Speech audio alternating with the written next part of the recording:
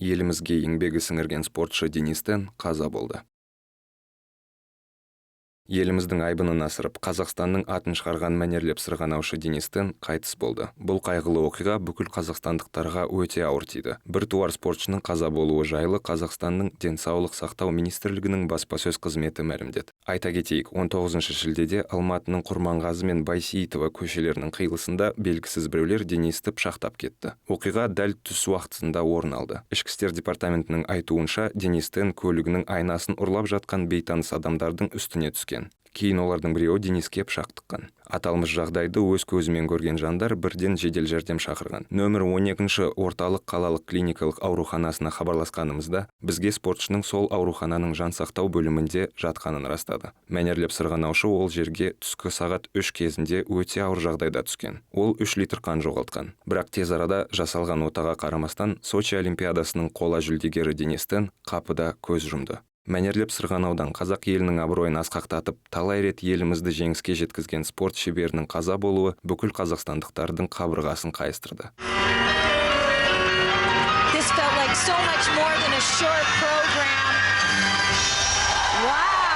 Денис Тен 1993 жылы маусымның 13-інде Алматыда дүниеге келген. Ол мәнерлеп сырғанауға кішкентай кезінен қызығып, арнайы мектепке барған. Бірақ қосымша басқа спорт түрлерімен, нақтырақ айтсақ теннис, акробатика, таэквондо, карате, би және жүзумен айналысқан. Алайда бәрінен де мәнерлеп сырғанауға жақын болған жігітті 2003 жылы Хрустальный конек турнирінде Елена Буянова байқап, Мәскеуге өзінің қол астында жаттығуға шақырады. Оның мәнерлеп сырғанаудан алғашқы жеңістері мен жетістіктері сол сәттен басталады. Хотелось бы лучше вот только в произвольной, потому что все остальное я сделал замечательно. В произвольной я упал только на одном прыжке, самым тяжелым. Денис Тен Қазақстан атын бір емес бірнеше рет шығарып, еліміздің туын көкке көтерген спортшы. Ол біздің тарихымыздағы 2014 жылы Олимпиада ойындарында, 2013 пен 2015 жылдары өткен әлем чемпионатында және қысқы Азия ойындарында мәнерлеп сырғанаудан жүлдегер атанған жалғыз мәнерлеп сырғанаушы.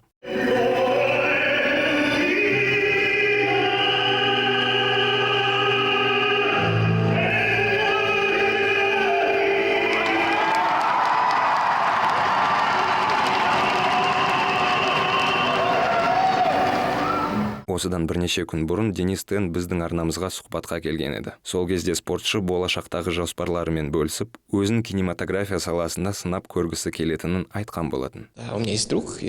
Менің кино әлемінде жұмыс жасайтын жақын досым бар. Онымен фильмдерге байланысты өз ойларыммен жиі бөлісіп отырам. Бір күні ол Базилев студиясы мен Тимур Бекмамбетов өткізіп жатқан байқау жайлы айтты. Аталмыш жарысқа бұрыннан бері түсіргім келіп жүрген картинаға байланысты ұсынысыңды жіберуің керек. Егер құптап жатса, сол туындының түсіріліміне бірге кірісуге болады. Менің ұсынысым жартылай финалға өтті. Енді ертең Мәскеуге ұшам. Ол жақта Тимур Бекмамбетов бастаған ұжымға осы жұмысымды көрсетуім керек.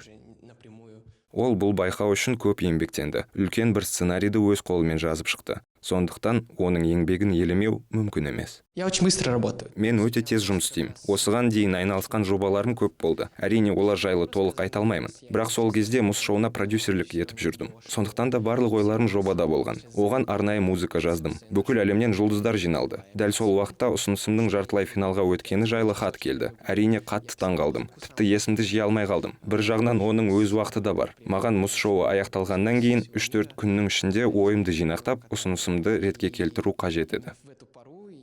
Бұл Денис Теннің өзі продюсерлік етіп ұйымдастырған мұз шоуы болатын. Ол Астана қаласында осы жазда өтті.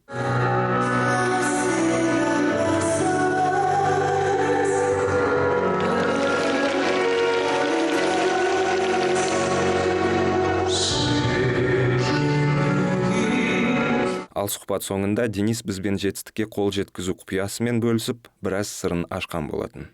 Это что-то новое? Бұл мен үшін мүлдем жаңа нәрсе. Өзің білмейтін жұмысты қолға алу әрқашанда оңай емес. Бірақ ол өмірдің сәнін келтіреді. Өйткені адамның бостандығы кездейсоқ жағдайлардан құралады деп ойлаймын. Тек оны қалап тұру қажет. Мен бостандықты өте қатты жақсы көрем. Сондықтан осы алтын кезеңге рахмет. Денистің жақындарының айтуынша, ол келесі аптада Лос-Анджелеске ұшып, жарысқа дайындығын бастамақ болған. Қазіргі таңда бұл оқиғаға қатысты тергеу жұмыстары жүріп, күдіктілер іздестіріліп жатыр. Осы орайда бір туар спортшы Денис Теннің жақындарының қайғысына ортақтасып көңіл айтамыз. Талай рет әлемдік аренаға шығып, Қазақстанның намысын қорғаған Денис Тен мәңгілік біздің жүрегімізде орын алады.